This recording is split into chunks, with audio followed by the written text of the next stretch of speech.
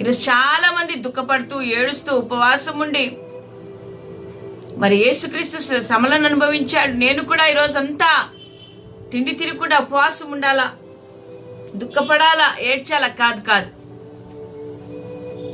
యేసుక్రీస్తు ప్రభు మన కొరకు మరణించాడు, మనల్ని పాపం నుండి విడిపించాడు. ఈరోజు మనకు సంతోషకరమైన దినము,